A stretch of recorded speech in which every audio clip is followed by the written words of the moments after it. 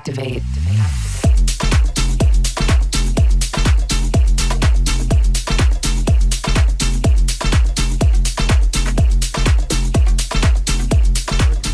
All right. Hey, everybody. Welcome to This Pink Cloud. We are a show that is about multiple pathways to recovery, mental health, all of that good stuff. My name is DJ Kelly Reverb. I also wanted to say it. You wanted to go about suckholes. We'll get to that subject. Multiple suckholes in recovery. That's right. Anyway, be sure to like, subscribe, all that good stuff. We are streaming on all major platforms. Excited. We've got a room full of recovery and kolaches. It's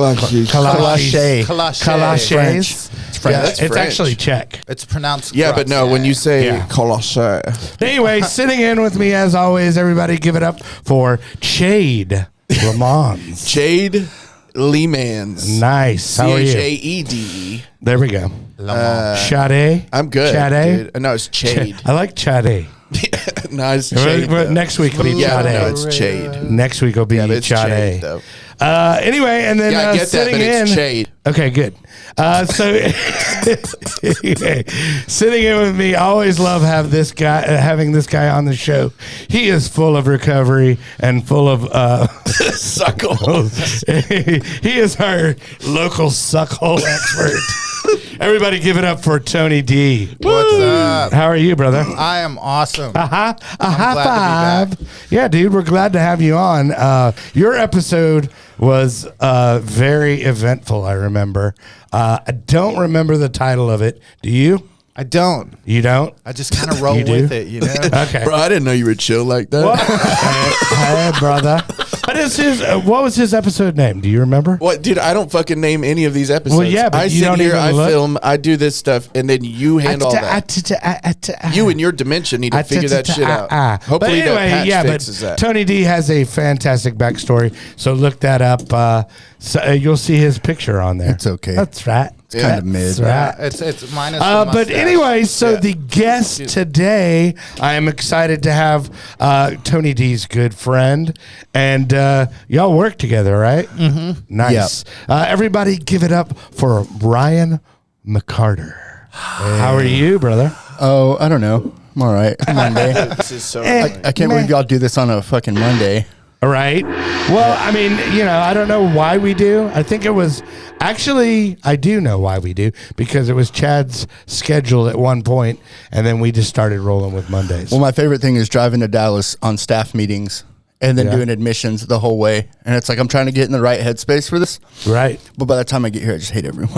Well, that's pretty much Chad's life. That's period. when you visit. I have a lot of Circle. friends. Yeah. I like people. I just don't like Kelly. That's right. Oh, that checks Of out. course. So that's how me and Tony That are. check stops, dude. Just chill like that, dude. Well, Anyway, so thanks for coming on. Thank you guys for making the journey from Waco. the branch. We actually came from the Branch Davidian. We checked in this morning. Nice. I like it. So here, that's a nice hotel. A lot of people actually probably won't even know what that is because that was so long ago. They're cowards then. That's right. Well, we're gonna succeed where David failed. There we go. Did he fail? I don't know. Well, I mean, look. no. Technically, I thought he won. I thought he won that. he won the standoff. Yeah. Yeah. I think he. I think he won a place in the people's hearts. I think That's that's right. what really matters. He is known as the people's champ. The people's champ. The people's champ. Right. move over, Paul Wall. Yeah, dude. I'm like, it's like wrangling cats today. That's all right. But no, so yeah, give us like the backstory because I know there's a lot to it. I mean, we were just touching on the fact that you're a one-lunged individual. One lung. Wow. Yeah. Not So- even COVID related. Wow. Okay, so we'll get to that eventually, but let's hear the backstory, dude. Well, I'm Ryan. I am the most humble guy I know. I'm Thank way you. more humble than anyone else I know. I thought you were going to give us a sobriety date, so we would go. No. So Ryan, I have about 40 sobriety dates. My most recent one was February 3rd of 2020. okay, God bless COVID for allowing that to happen. Right. COVID and insurance. right? So backstory, man, I'm just a kid from West Texas. Town? Lubbock, Texas. Okay. Kind of moved around a little bit later on, but the Lord's sandbox. Oh, that's putting it nicely. Right. It's like Mos Eisley. Texas's butthole. No, that's Amarillo. Y'all got any good coals out there? Lubbock is God's blind spot. Lubbock is God's blind spot. That's so, dude. I grew up in Lubbock, man. I got kind of a lucky draw. I came from a family that was super independently wealthy. Grandparents, mom and dad were not. Dad's lifelong alcoholic. Mom is a trust fund baby, and if we were on trust funds, we probably wouldn't be in this fucking room right now. Right. So that's kind of where my mom's at right now. Dude, I had a pretty good life. I didn't know what I didn't know, and things were just acceptable to me growing up. As long as I had food and a skateboard, right. I was mostly happy. Well, it kind of sounded like that you were weren't ever really, I guess, given a good background of what is correct and what is not, and then also nobody really ever told you no. Well, if they did tell me no, I would not respect that. Right. Yeah. Sure. And I grew up skateboarding. Skateboarding was my life. So like curfew and laws were not for me to follow. Yeah. They're for other people. My first arrest ever was a skateboarding related incident. Okay. I've got several skateboarding related arrests. Well, let's hear it. Let's hear it. Just trespassing. Vandalism is a big one. Sure. It's always fun. Texas Tech Engineering Building put a bunch of brand new white marble ledges out there. Brand new, like that week, brand new. And my mom had a candle that was like the color of this vape. It was like bright pink. Mm-hmm. So we waxed all these white marble ledges in pink and skated them all day. And the Texas Tech police didn't even show up. Like the whole sheriff's department showed up, and we ran and all that. They didn't like that. Sure. But that's kind of the start of my criminal history. Mm-hmm. But I'll back up a little bit. Growing up, I was never not an addict. Okay. I was thinking about this earlier today. You know, back in the early 90s when they had the drugs are bad commercials and stuff like that, they showed this like teenager's bedroom, like this is what your room looks like in addiction, blah, blah, blah. And I was like, that room is awesome. Like, I want that. There was like I don't know if y'all remember the little this toy. This is your brain on drugs. Oh man, I love eggs. Yeah. I love eggs. But there was like this little helicopter that hung from a string, and it would just fly around your room. Yeah, that's right. And in the commercial, they had that. Oh. In my room, and I was like 7 years old. I had that because I was like, that's fucking awesome. Right. So there was no part of me that ever wasn't an addict. And they say addiction is hereditary. I definitely got that gene. I mean, my dad's still an alcoholic. My mom, she still dabbles. Yeah. I mean, I love my mom, love my dad, but we're not close. Yeah. By any stretch. Well, and I mean, that's the whole thing. Like, I mean, you know, people always kind of probably think that money is going to make all your problems go away. And you firsthand can probably disagree with that. Yeah, money would make a lot of problems go away now. Yeah. But early on, I needed guidance. I needed mentorship. Right, but I'm just talking about like your parents and, you know, your mom being a trust fund baby. She didn't really have anybody to answer to or the, you know. And to go with that, growing up, when you're 16 years old and you can smoke weed in your house, like that's an awesome time. There's nothing bad with that. And later on in life, you're like, maybe some mistakes were made. Right. Yeah. And that's how my house was. My mom was cool with us drinking as long as we stayed in the house. She was cool with us smoking as long as we stayed in the house. No one stays in the house. Sure. But I mostly stayed out of trouble. We'll do it in the house, but then leave the house. Right. But growing up, I mostly stayed out of trouble. And with the skateboarding stuff, my family didn't care. They're like, dude, he is not on drugs. He's not causing problems. He's just skateboarding. Right. Fine. We can deal with that. Sure. Little did they know. Right. But no, early on, like I thought I was going to be a Rastafarian. Okay. Was committed to that. Right. Yeah. I started smoking weed when I was like 12, and I wasn't like an awkward kid or anything like that, but I just didn't really care until weed. And I was like, this is who I am now. Like the first time I smoked weed, that was who I was forever. Yeah. Okay. And, you know, I managed that, I guess, through high school. I never went without. Like I always had money or had friends that had like just a huge pothead. Mm-hmm. But then the government, the CIA invented hydrocodones. Oh, yeah. And I found those. Nice. And, Dude, hydrocodones were like the best thing I've ever had in my life. Right. Yeah. Now, so did you like do that because like of a skateboarding accident? Did you find it that way or just recreationally? I wanted to take a nap one day and my mom was like, hey, here you go. This will help you take a nap. Right. So I was addicted to pills long before I knew I was addicted to pills. Did your mom, I don't mean to crap on your mom, but did your mom have the tackle box of medications? Yes. Nice. Yes. I was like next to a lady on a flight one day and she was talking about something and she literally, it was like a fishing tackle box like that had the double tier. And I was like, okay, man, what are we taking here? It's buffet time. Yeah. Nah, right? But I never had any concept of what I was doing was wrong. At a certain point, my mom got thrown off enough.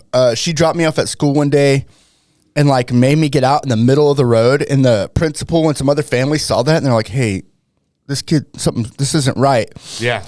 I didn't care. I was high. I didn't fucking care. Right.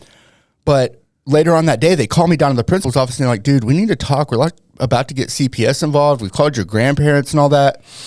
So my grandparents were cool. They were super like that rich lifestyle, like opulent wealth. Like they were still in this bubble of naivety. Right. Throw some money at it, it'll go away. Well, not even that. Like they hadn't experienced the street life. Right. So after my mom dropped me off, she like totaled her car on the way to work. Like just hit every orange barrel there was. Right. So they get there like, all right, she's obviously fucked up. This kid doesn't need to live there. And this was like a week before 9/11. Right. So your mom, I could just I imagine it. Your mom slowing down to about 10 miles an hour and then just pushing you out of the car and taking out some mailboxes. No, it was exactly like that. Right? Like she almost hit someone leaving the parking lot. Like it was this big ordeal. And I was so unaware. I was just in my own little world. Right. Like I would do good enough to not get caught being high. You know. So that was my focus. I don't care what y'all are doing. Let me not get caught being super baked right now. I smell like a blunt. Like let's focus on that. But my grandparents showed up to school and they were like, hey, dude, you're going to come live with us. And I was like, sick. All right. Like, fuck yeah. And they're like, but you got to understand. So my grandparents are snowbirds. They live in Texas part of the year. Sure. And then they go to South Florida to like just the wealthy island of Florida. Yeah. And they're like, that's where Island. That's where you're going to live. And I was like, fucking bet. Like, let's go. And I already had friends down there because I would go all summer and skateboard and surf. So I had a group of friends there. So it was like sick. And there were skate parks. There wasn't skate parks in Lubbock. Right. There was like 3 within 10 minutes of my house. Y'all had to make your own with the candle wax. Well, we had Texas Tech. Yeah, right. Yeah, and you're going to keep. I knew.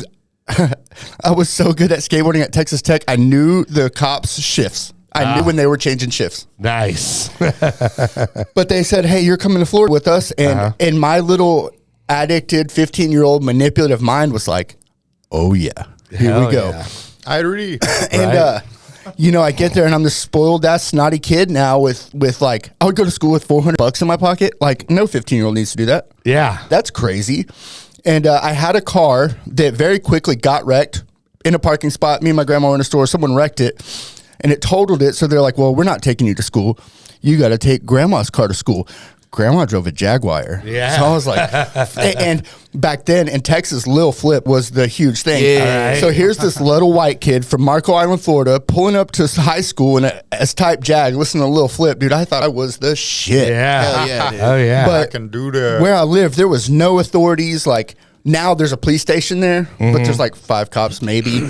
Right. The sheriff would come down once a month and like patrol the beach and stuff. But the whole game back then was the local kids party on the beach at night to meet tourist chicks. Right. I don't think it ever happened one time, but that was the idea. Right. You know? Sure. So it was just a party scene. And I met families out there that were super left-wing liberals that were like, we are totally cool with everyone drinking and smoking all the time. Right. Awesome. Here I am. So I was like 15 or 16 getting tattoos and just, I was a straight edge stoner. Like I wouldn't drink, I wouldn't smoke cigarettes, I wouldn't do other stuff. I would smoke all the weed. I would smoke all of your weed. And like, dude, I remember on New Year's coming home at 4 or 5 in the morning and my grandpa's already up reading the newspaper and he just looked at me And dude, I would have Gave you a nod. Yeah, I would have whooped my ass Right. coming home like that. But Grandpa was like, "Hey, glad you're home."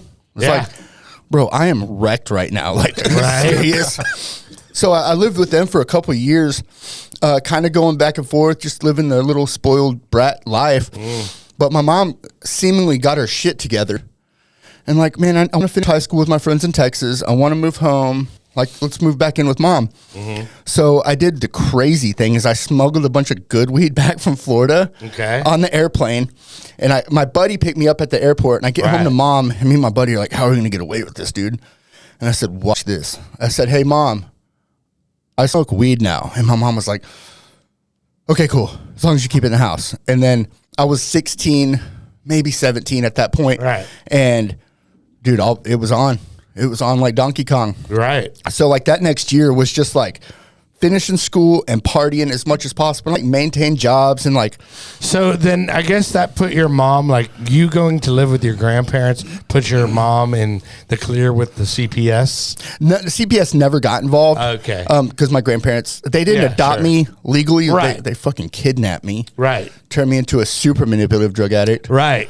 Because like I had no parenting ever. Yeah. The parenting I did had came from like bosses and friends' families. Yeah. Like that's how I got anything I have today. That's Well, good. you got like Ferris Bueller's Day Off going on For life. every day. yeah, for sure. Brought to you by Carl's. But I remember like I came home and that's when shit got real. Like I remember doing cocaine for the first time. I had dabbled with hallucinogens and like just party stuff.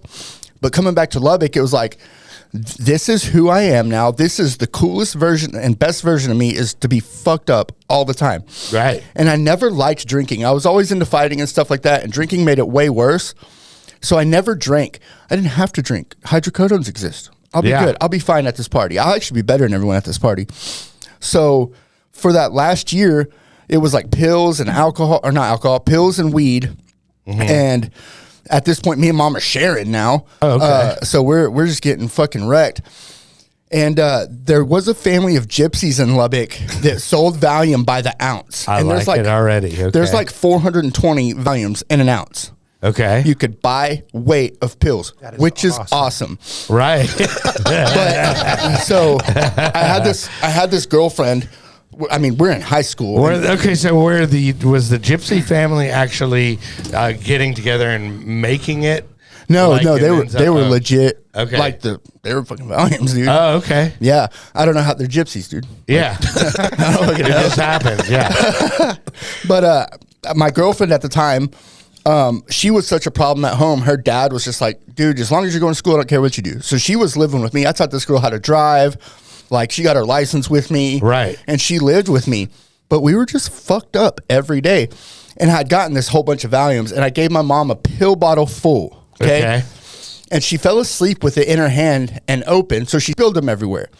And woke up at like 7 in the morning and decided that I stole them all. So she came in my room and just started whooping my ass. And it's like, what the fuck? The only discipline you've received as a child so far is because she thought you stole her Valium. Right. Nice. So I had this girl was beautiful. And later on, we'll get to her. She saved my life later on. Okay. But my girlfriend said, dude, if you're going to hit somebody, hit me. Right. And my mom hauled off and popped her. Oh. This little girl whooped my mom's ass. Oh, wow.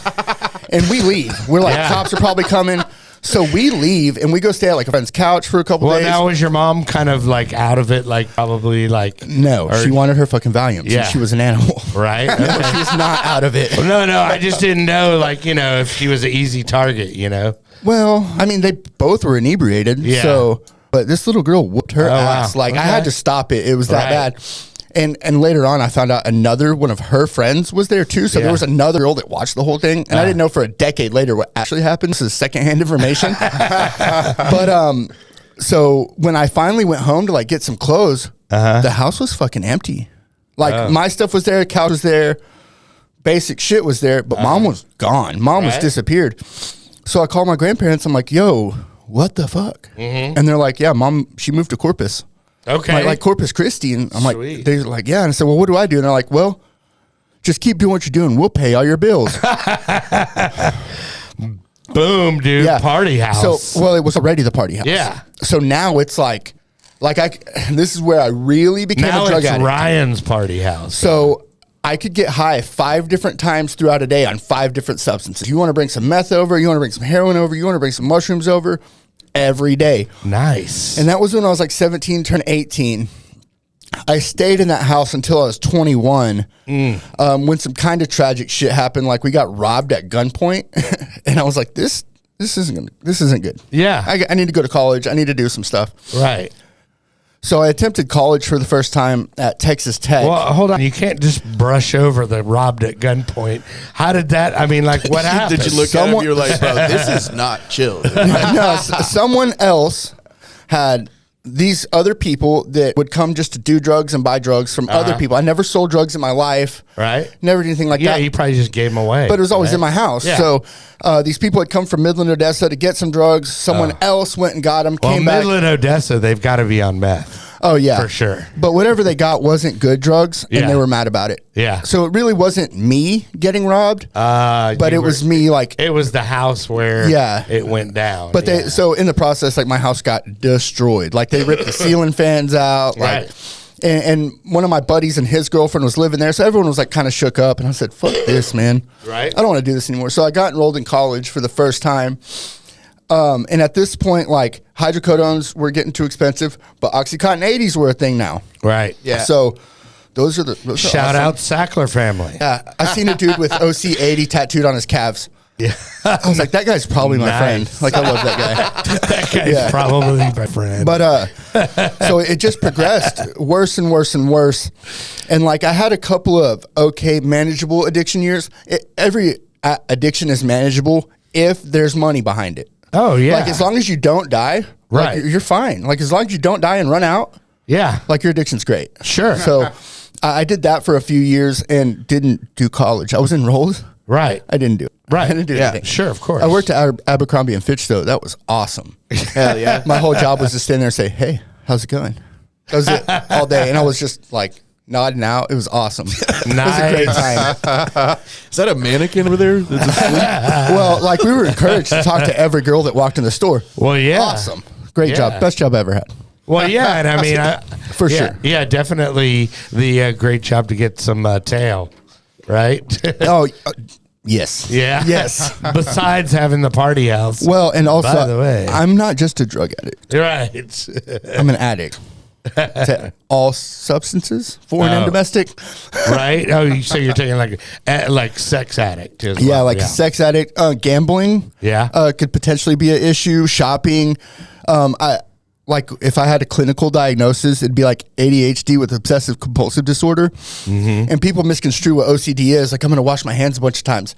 No. If I get into drones or something, my life is drones. If I get into playing drums, my life is playing drums. If whatever I'm into, that's all I'm fucking into. Right. So that comes with girls, that comes with drugs, that comes with anything except for like living positively. That's a really hard one. I can't. I've yet to break through that ceiling. Right. But so I moved out of the house. I'm doing college, and like, things were manageable for a few years. And I kind of hopped around. Like, I had an opportunity to go live in Colorado and work for a hunting outfit. Okay. And I was like, this will be cool because I'll be away from all of what I know, and I'll sober up, and life will be okay. Like, I'll just smoke weed and whatever. So I went and did that. And up on the Continental Divide in Colorado, there is definitely not Oxycontin and hydrocodones. Right. Wrong. Right. So some client came through and noticed I had weed. They said, dude, we can't find weed anywhere. Can you hook us up? And I was like, I don't know. And he was like, because I only had a certain amount. You could only get off the mountain like once a month to get any. Right. And he was like, well, I got a bottle of 500 hydros. Right. Yeah, you can have all of my weed. Right. For sure. So I still stayed strung out up there. Ended up moving back home in with some buddies. And this is where everything really started progressing. This was in like 2009. Mm-hmm. I was working. I always worked. I was always good at working. Always did good jobs and stuff like that. And on Valentine's Day, my best friend at the time, he was in a metal band. He played bass.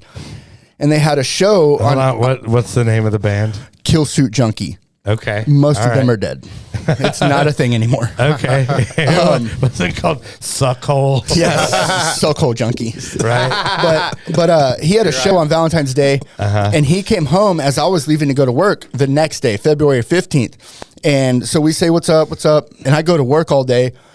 I come home and he's asleep on the couch. And I'm like, fuck this dude. It's 6 o'clock. It's time to wake up. So I sit on the coffee table and I start turning the volume on the TV up because I'm going to wake him up. And I look back at him and there was just a loogie hanging in his mouth. And I was like, oh, that's because he's dead. Right. Like he's fucking dead. And like, that was where shit really got real. Because I never considered, I didn't know about recovery. I didn't know about rehab. I didn't know anything. Right. Well, and you had never really faced any kind of consequences or had somebody die around you. Or knowing what I know now, I'd never had to withdraw. Yeah. Like up to this point. And I think I was 24. Right. You know? And so shit got real. I had to call his mom and tell his mom not to come over right now because he's fucking dead on the couch. The firemen are there. Right. I had to call his 2 older brothers. Like, something switched in my brain where I didn't grieve. I wasn't sad. I was just like, I have to I'm the one that's dealing with this right now, and I have to deal with this right now. Right. So, like, it was just business as usual. Like, it was interesting. I knew how many pills he had, and I knew what we were taking every day. So I counted what pills he had left. He didn't take anything out of the normal. He took his regular dose and fucking died. Right. You know, and there was some traumatic shit. And that was before fentanyl. And yeah, it was long before fentanyl. Yeah. Back then, I think they had patches available. Patches. But that we weren't into that. We liked other stuff. Sure. But well, look, I mean, if you can get the real, then why do you need, you're probably not wanting fentanyl. I think I'm old fashioned, like just some good old fashioned black tar heroin is good to me. Right. Fuck yeah. But like, if you've ever had to call 911 with a dead person, they like try to walk you through it, clear out his airway. No, I don't want to do that. Like, dude, he's fucking dead. Like, we'll roll him on his back and clear his airway. And I rolled him on his back, and rigor mortis had already set in, so the bottoms of his arm were already black. And I was like, hey, look, dude, like, I've never seen like a dead person not in a casket. Like, I'm just the dude's dead. Like, I'm not saving this one. This he's not coming back. So he's already seen the light, dude. Right. So I found a place to stay that night, and I was like kind of considering, what do I do? Hold on. How did that affect you personally, dude? Like, I would have at what, 24? How old were you? It didn't until later. I was 24. It didn't until later on. I would have freaked the fuck out of me. So, dude. But like, if one of my homies is dead on the couch, and you got to understand the situation too. He was the baby brother of 3 brothers. It was me, him, his 2 brothers, and his mom all live in a house. So in the moment, I was just trying to like mitigate this tragedy from the family, right? Like keep them, and it ripped the family apart later on. But in that moment, like, it was crazy. I wasn't focused on self in that moment. Right. Like, it didn't matter how it affected me. Mom is more important than me right now. And she was a great woman. But like that, I didn't know what to do with myself. And like, the best thing I thought I could do is just go to work tomorrow. Right. Abercrombie and Fitch, baby. Well, no, I was working 2 jobs. I was working construction during the day and Abercrombie at night, and like part-time. But that day I was working in a town like 40 minutes north of Lubbock called Plainview. I have a question. So then why were you working 2 jobs when you were concentrating on partying? I would have just like, I like money. Yeah, but I mean, I figured you were already had that funded and gifted to you. Well, so like my family was real funny about money. Like if I wanted a car and I like cars, I had to buy it. Okay. So I still had like baseline responsibilities. Okay, all right. Right, like cell phone, car, insurance, stuff like that was on me. Okay. And then I still wanted more out of my life, and I held myself to a standard where I wouldn't have felt comfortable. Today I would feel wonderfully comfortable if someone paid for my whole life. But back then I was trying to like become a man, and I had no great person to look to say, how do I do this? The one person I could say was this dude I worked for in construction for years and years. He was the kind of addict that could shoot meth Monday, Tuesday, Wednesday, and not the rest of the week. Oh, wow. So I always thought, that could be me. And he's wealthy, and he has a family and does all the good stuff, and I'm going to be just like him. I'm not. Right. I'm not. Sure. But so that I decided I'm going to work the next day, and it was a little drive. So on my way to work, I called that same girlfriend. She's not my girlfriend at this point anymore. I'm like, hey, can we talk? And she was like, the one that kicked your mom's ass. Yeah. Okay. And I was like, can we talk? And she said, nah, we can't. I was like, what the fuck you mean? And she goes, I'm checking myself into rehab right now. And I was like, the fuck? Yeah. Like, why the fuck would you go to rehab? Like, that's crazy. So at the time, because treatment was billed different back then, like they had more of a 45-day track for RTC back then.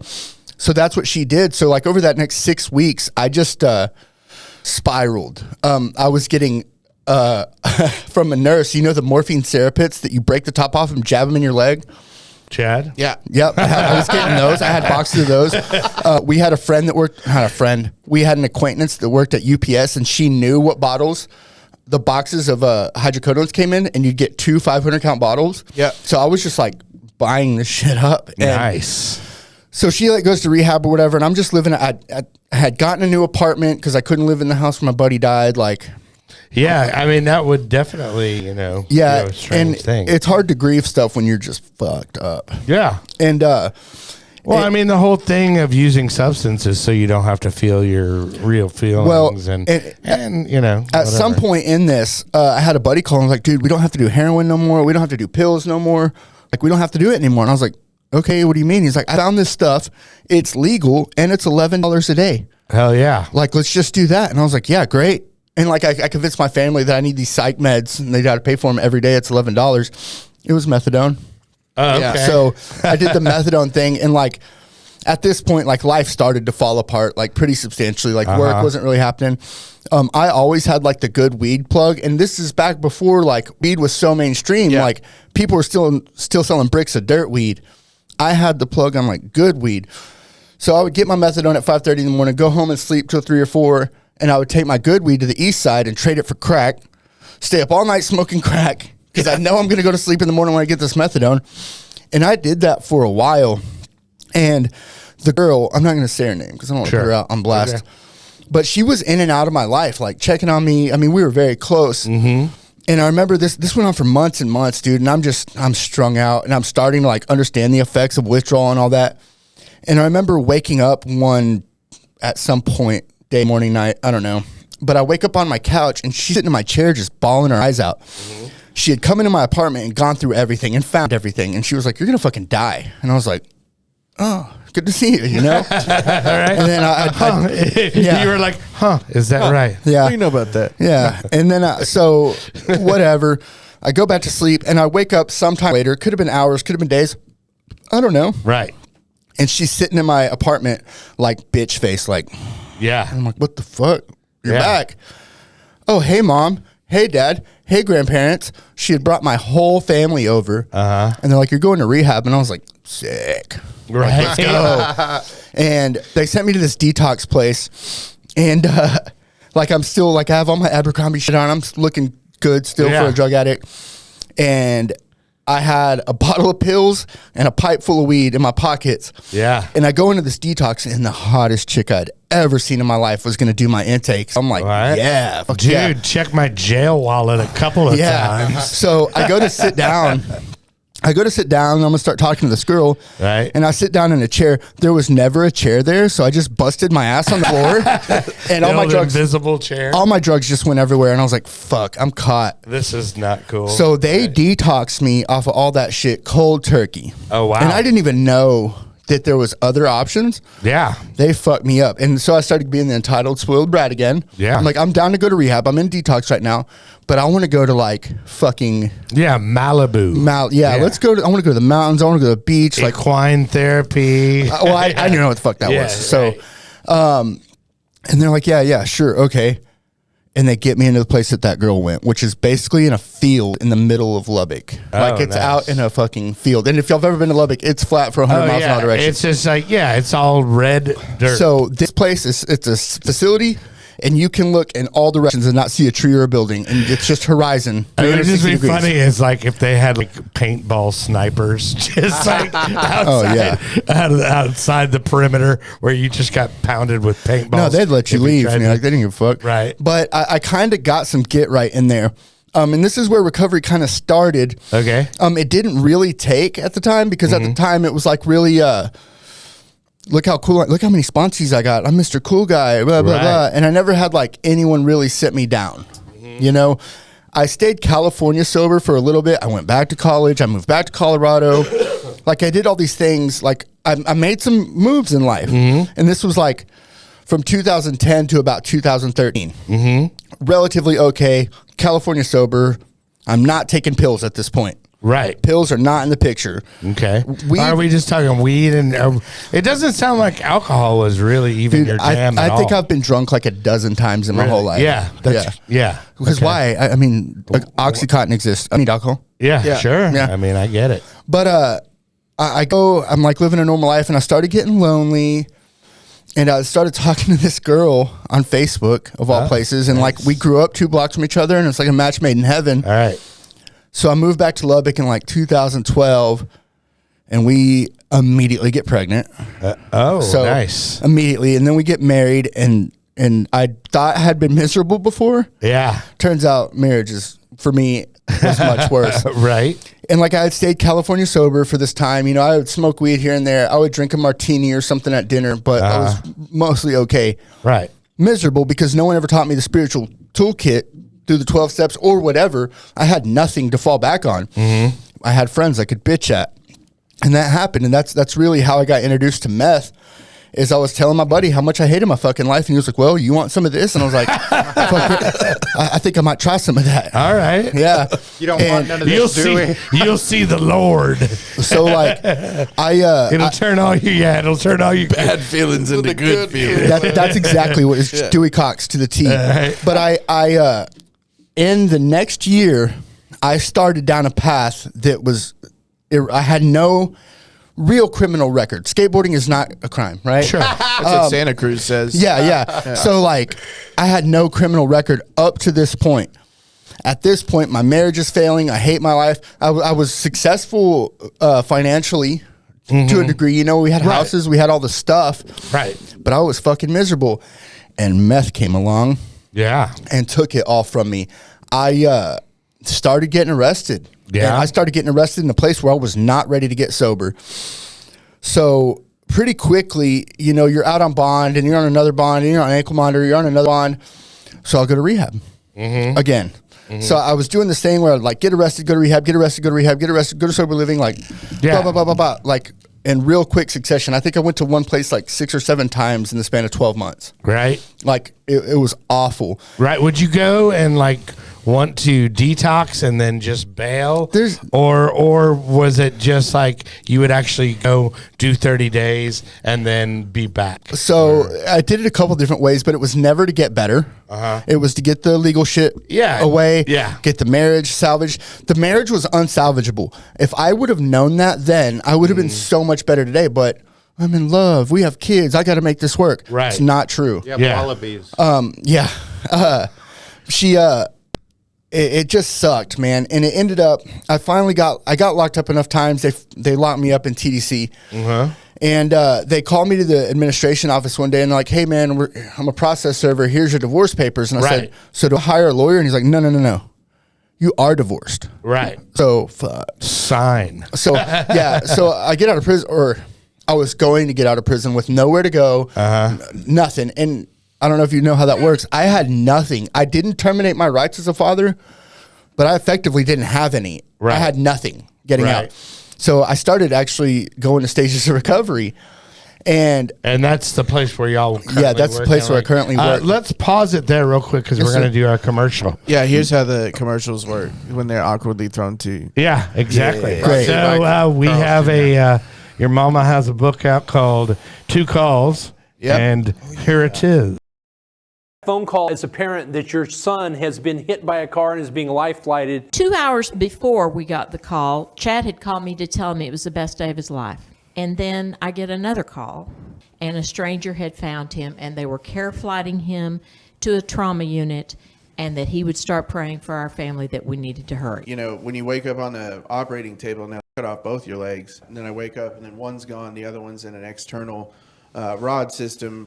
It's just not good. The real kicker is that I've had like all of these scars all over my arms, and that's all from complications resulting from drug abuse. I never thought about giving up on him. Never. This is my son, and I know he's going to be okay. You cannot just have help for the addict. You have to seek out professional help. The whole family has been affected. And I just want to make that very clear to anybody who's out there listening, that if I can do this thing as much as I've been through, man, there's a lot of wiggle room for people before they get to that point where they can do it too. All right, and that book is called Two Calls. If you go to twocalls.org, it will take you to the website. And you can buy the book, and then also y'all do speaking engagements and speaking stuff. Yeah, man. So we like to go around and talk to different groups about like how the family's role and how the family's been affected by addiction, all that stuff. So yeah, you can find all the information at twocalls.org and get a hold of us. Sweet. I like it. And then we also have some new stuff streaming, and here it is. What's it called?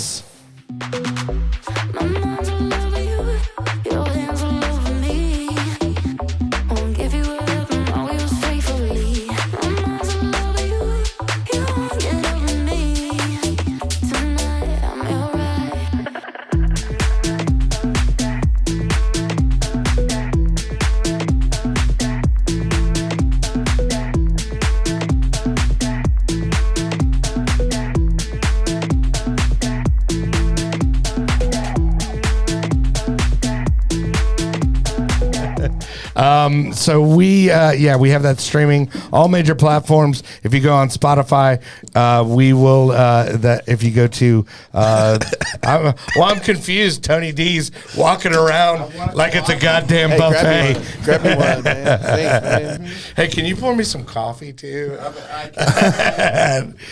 No, it's all good. So that's streaming all major platforms.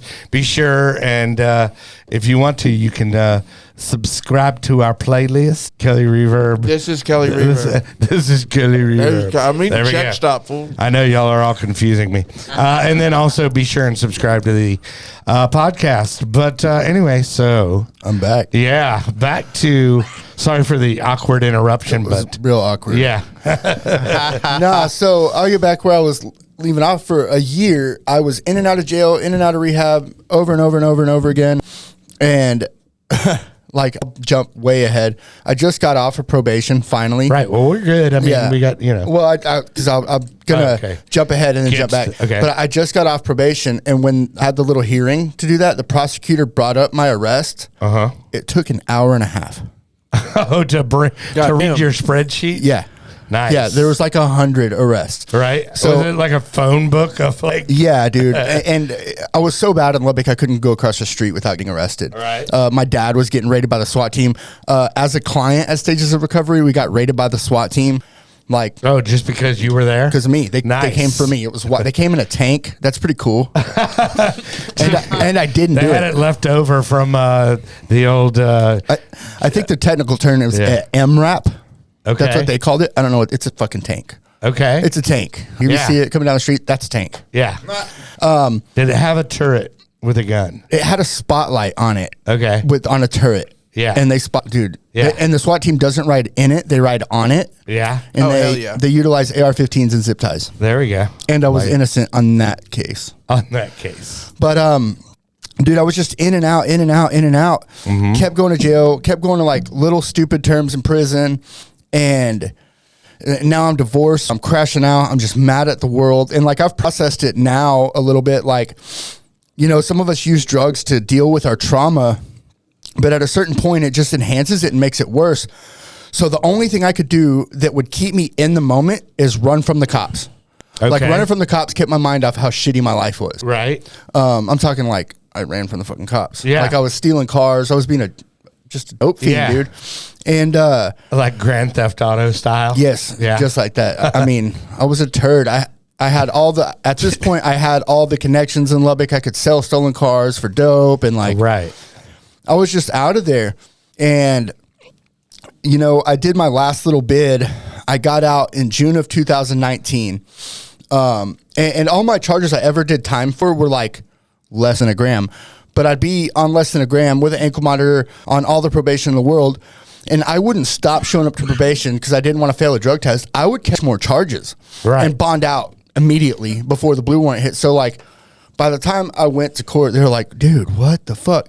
And this judge, I don't know if I can say his name. He's a 364th district court judge. Mm-hmm. He's a great guy, actually.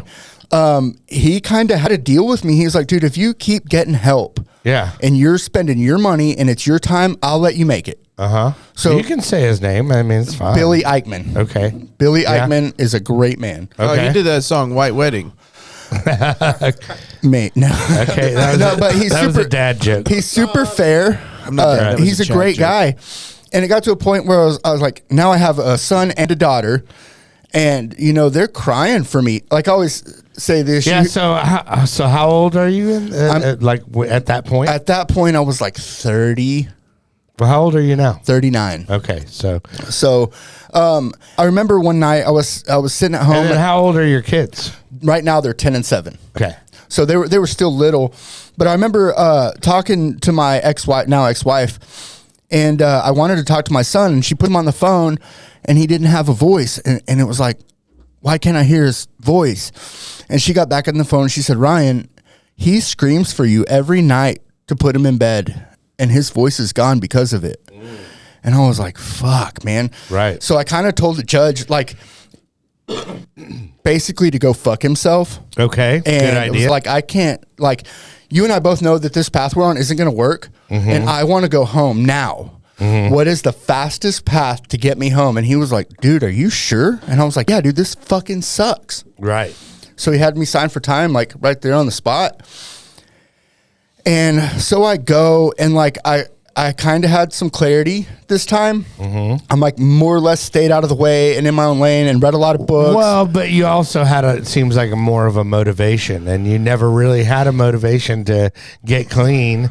All your entire motivation was just on getting fucked up and staying fucked up. Oh, we're not done. Yeah. So I get out in June of 2019, homeless again. I go back to Stages, and being an addict, you know, if a woman says, you can just come live with me, I'm going to do that. Hell yeah, dude. So my ex-wife again says, let's do this again. And I do immediately fuck everything up. And I moved in with her in August of 2019, moved out like the end of September 2019. And all the bad shit I had done before was like, you know, this is a progressive illness. It gets worse, never better. I was a worse drug addict, a worse criminal. Like now I'm really doing dirt. And, you know, when you get out of prison, you have a 6-month tail. Like even if you do day for day, like you're going to have a little bit of supervision.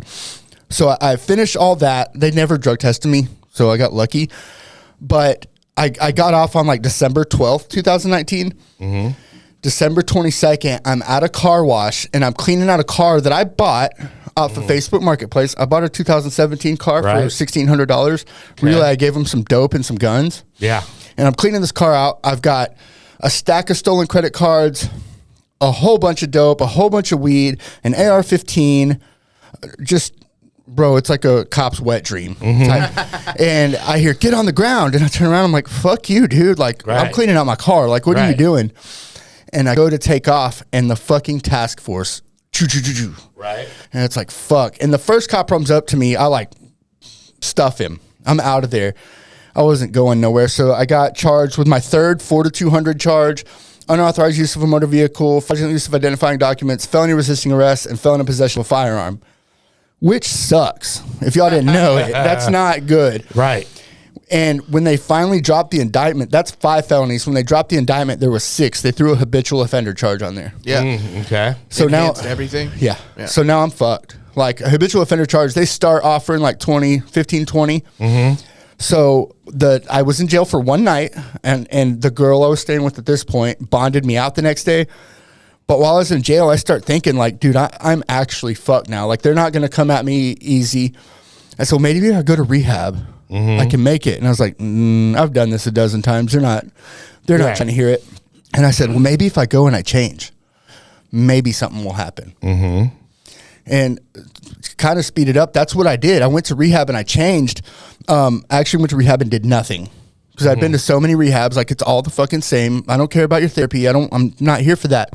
But I started making some decisions that later on would impact me.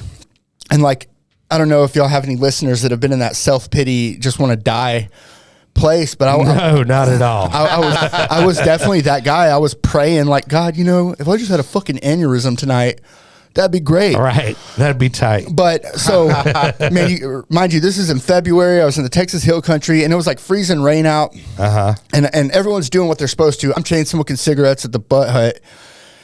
And I'm just sitting there feeling sorry for myself. Like, I just want to die. I just want to die. And I had a spiritual experience, and it was a vision of my little boy finding out his daddy died. And what he looked like at his daddy's funeral. And at that point, I knew I was never going to see my kids again. And for good reason, right? I'm never going to see my kids again. But he doesn't deserve to go through that. Right. So I said the first prayer I'd ever said in my life. I got on my knees and said, God, whatever the fuck you want to do, I'm going to do that. Right.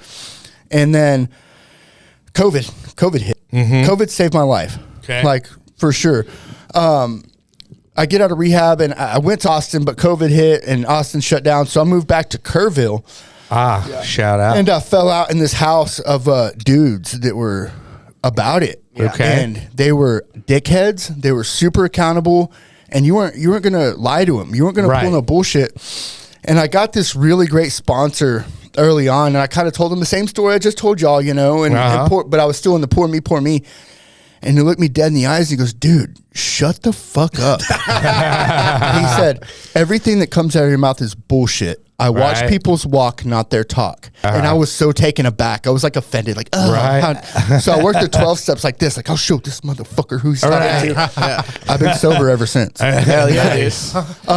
And so now, like a little spite to get you sober. Oh yeah, I can attest to that. I straight up got sober out of spite and resentment. Absolutely. I can I'll show these motherfuckers. You know, working the AA program out of spite. I can 100% attest to that. Dude. Well, it's funny because, like, also, like, I had that when I went to rehab.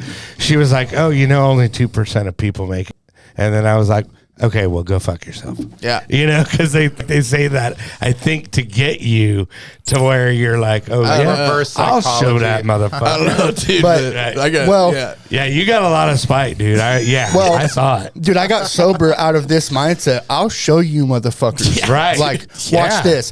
So the first year of my sobriety was the easiest thing I ever accomplished in my whole life. Right. And I just did everything my sponsor told me to do. Right. And you know, I've had to deal with a lot of deaths and stuff throughout my journey. Sure. And at this place, I started working as a house manager at a place, and I found one of our clients hanging in his closet. He hung himself. Okay. So there's another. I got to call Dad on this one. And me and my ex-wife had been talking at this point, and I said, hey, look, I can't deal with you tonight. I've got to deal with this. And she was strangely cool about it. She was like, okay, I understand. Right. And the next time I talked to her, she was like, you know what? No one should ever have to go through that. Just come home. Right. All right, here we go. Right. So I moved back home at like 15 months. Family's back together. Daddy's sober. Everything's good. At 18 months at midnight, I was packing my shit in my truck. Right. I lost my family in addiction. I lost my family in recovery too. Right. And it was one of the hardest things I ever did. And this time is where I got sick. You know, I lost a big chunk of my lung from So how did that happen? It was not COVID related. pressure washing bird shit. Okay, so how does that go down? You know, I've always worked a lot. I had multiple jobs. I had this night job, pressure washing. Bird shit. Well, that wasn't the idea. That's what it turned into. Yeah. And I just got sick and sicker and sicker and sicker. And I went to it's because you weren't wearing a mask and it was getting in your lungs. What's that? Yeah, a mask. Whatever, dude. I used to shoot dope, man. Yeah, right. Fuck I your smoke mask. crack. Fuck it. Yeah. Right. What's bird shit gonna do? But I you know, I was in the hospital for a long time. It was rough. And the Stages has always been in my corner. There's a couple dudes that have just always kind of stood by throughout my whole journey, have always been there. And the owner of Stages, I remember him calling me, and I'm like in the hospital. I'm walking at this point. He's like, what are you going to do? And I was like, I can't fucking work anymore. Like, I'm out of there. I went from like 240 to 170 pounds in the hospital. I spun out again. But he said, dude, why don't you come work for me? And I was like, bro, last time I lived with you, I got raided by the fucking SWAT team. He's like, yeah. But you're doing good now. Right. And I was like, all right. So that's what I did. And I'm still on bond at this point. Right. At this point, I've got about 2 years sober, still on bond. I show up to court to face my stuff, and the Judge Eichmann, reads off my charges. And it sounds horrible in court. But when I walked in, he looked at me. He kind of did a double take, and he was like, McCarter? And I was like, yeah. And he goes, how much clean time do you have? And I was like, 843 days, sir. But who's counting? He stood up and he shook my hand and said, congratulations, job well done. And I was like, what? Yeah. Like, okay. And they read off my charges, and he goes, dude, I hate to tell you this, but we've got to side with the position of the state, and sentence you to 10 years TDCJ. Fuck. I could have been high this whole time. Right. So I'm back in the self-pity stuff, and he let it hang for a minute, and he goes, I'm going to probate it for 5 years. And he said, look, we could say you were burglarizing a car. We could say you bought a stolen car. We could say you stole a stolen car, and you didn't know all that shit was in it. So we could fight all these charges. Right. There was a gun in the car. You're not going to beat that. So I got that conviction. They gave me 5 years probation. I did 2 of it. I just got off like a week ago. Oh, wow. Well, congrats. Yeah. I did it perfect. And then with my kids, my ex-wife is not one of us. She's a great mom. She's a great woman. We're not compatible. Right. Now, is that the girl that beat your mom up? Or that is not. No, that's a different girl. Okay. No, the girl that beat my mom's mom up is the one that got me into recovery in the first place. Okay. She's got like 13 years now. Okay. Good for her. But I still want to be in my kid's life, and I don't know how to fucking do that, Right. So I ended up hiring a fucking lawyer. Okay. And saying, look, I just want my standard shit. I don't want to deal with her at all anymore. I want to see my kids. Right. Leave her out of it. Visitation rights. Right. Split. Yeah. Right. That'd be great to get, right? Right. As a felon, a drug addict with a horrible track record. Yeah. Good luck. I got 50-50 joint custody. Oh, wow. Holy shit, dude. So the promises in this, like I learned the easiest way for me to do it is to stop fucking trying. I want to have lunch and dinner with millionaires every day. That's what I look for in a sponsor today. Who has what I want? That first sponsor, he had a super nice truck and a super hot chick. I want those things. I'm going to do what he tells me to. And that's been my mindset this whole time. Who is doing better than me? Who can I get from, And that's who I try to surround myself with today is people that are trying to achieve the most. Right. And with that, life is hard sometimes still. Yeah. But goddamn, it's so much better. Right. Hell yeah. Yeah. Right. Well, nobody said just because you're sober, life's going to get perfect. And that's kind of, we can all attest to that. I've had close, family members pass away in my sobriety. That's not easy, and then also, shit, you lost a lung when you were sober. So, And I'm more healthy now than I ever have been. yeah. But I'll say this, I don't think I would argue that life is substantially harder today than it ever has been. Okay. Because I'm required to show up today. Right. I have bills to pay. I have kids to raise. Now I have a great girlfriend that I've got to take care of. I've got all this real life adult shit that I've never been equipped to do. Right. Right. And now here I am almost 5 years sober, learning how to do all that. And I can't numb it or turn away from it. So I'm challenged to face life today. Right. But recovery gave me the opportunities and the tools to do so. Right. And I don't even care about what recovery you're in. Recovery to me is getting back what you lost. Right. Yeah. And do that thing, whatever that thing is to help you get back to where you want to be. Right. Fucking do it. Well, and I think it's also you have certain motivational factors now, especially your children. Yeah. It sounds like to me that's one of the main motivating factors in your life and in your sobriety, because you don't want your kids. Man, that sounds good, but that's really never been the not case. it? It's not, man. Okay. It's not it's still hard to raise and be there for children, and they never worked before. Right. That never worked for me. That mindset didn't work for me. I'm tired, dude. Okay. And you know how difficult it is to face legal shit for years and years and years? It gets Yeah. This sucks. Yeah. But I started looking at life like this, and I came up with this analogy. Okay. We always complicate the shit out of 12, whatever you want to do. I do 12 steps, but we complicate it. A few months ago, me and my son sat down, and we got one of those $140 Ferrari Lego sets, right? It had 1,000 something pieces in it and 400 steps. It took us about 3 or 4 hours. We did it. So we were high on meth. No. This was a couple months ago. Right. I just did this. Right. And I thought, this has 400 steps in it. Yeah. And it took me half a day to do. Yeah. How fucking hard is the 12 steps really? Yeah. And that's kind of like I want to complicate it. I'm gonna sit on my 4-step. I'm gonna do this for fucking 8 months. Right. Nah, dude. Like, fucking get it done. You build Legos, you can do the 12 steps. Right. Yeah. Nobody builds Legos though anymore because I use that sometimes when I go carry the message. And you also don't talk into your microphone, dude. Oh yeah. If they had a fentanyl laced Legos, people would be all about it. Right. There you go. Yeah. Well, dude, yeah. So first off, I'm glad that you're getting out of legal trouble. I'm out. And then also, that you're being able to be there for your kids. So that's a good thing. And working in treatment is a logical next. It's the most logical next step for you. Well, I don't think the place I work for has ever had a worse client than me. So nobody can get shit past me. Right. Like, it's like, dude, I did that. I did that. I did all that. Like, Yeah. you're so rookie at this shit. Like, Yeah. come on, man. That's right. I love that, dude. Well, but anyway, thanks for coming on, man. Absolutely. Thanks for sharing your story. You want to give a shout out to the place? Yeah, where y'all dude. work? So we work for Stages of Recovery. We're intensive outpatient, PHP, and transitional housing. We got men and dude, I'll tell you this: we sell ourselves short because one of our core values is affordability. It's $6.95 a month for a bed, right? Okay.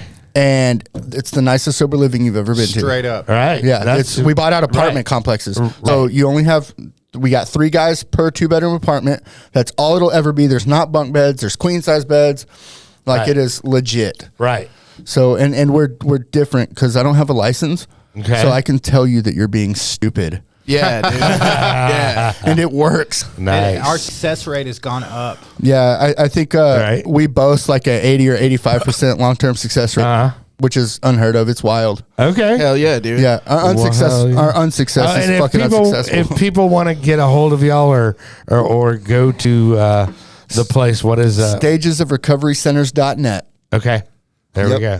Stages All of right. recoverycenters.net, man. That's it. All right. Well, there it is. Well, hey, dude. Always a pleasure to have you on, Tony D. Yeah, it was nice. I just like listening to stories. I know Tony D's like nodding out from the kalaches now. Yeah, bro. He's chill like that. He's like, I was trying not to mouth breathe in the microphone, but then I'll get excited and talk and not be talking to the microphone. I'm getting death stares. I did want to share this news update with y'all, so it's on here because it's a big deal. Sure. Scientists just discovered that potatoes make better space bricks than human blood cells. Okay. Oh, wow. You heard it here first. All right.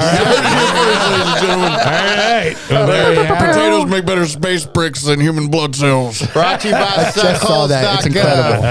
I have no idea what the fuck that means, but that's tight. Yeah, I'll go back and think about that one. Yeah. I'd like to thank our sponsors. Really makes you think. Space right? bricks. Space bricks. Yeah. What the fuck? Chadwick, as always, a pleasure. Yeah, fuck you. To have you on here. Yeah. And you in your misery. Yeah, I'm not miserly. I'm not misery. I'm not misery. You're misery. Hey, so I'm excited. Next week, dude, Yeah. we have our good friend Jack M. Brown. Hell yeah, dude. From the whole, I think it's Whole Wellness, right? No, peer-to-peer. Peer-to-peer, yeah. Peer-to-peer. Peer-to-peer whole wellness. That's it. Yeah. Say that 10 times. Yeah, exactly. Peer-to-peer The- wellness. The longest URL ever. The longest website ever. But yeah, him and I have to look her name up. But they're going to both be on. And it's going to be exciting, Chad. Okay. It's going to be exciting. Well. Hey, be sure, like, subscribe, all that good stuff. And then remember, kids, there is no magic pill for sobriety, because if there was, we would all take too many.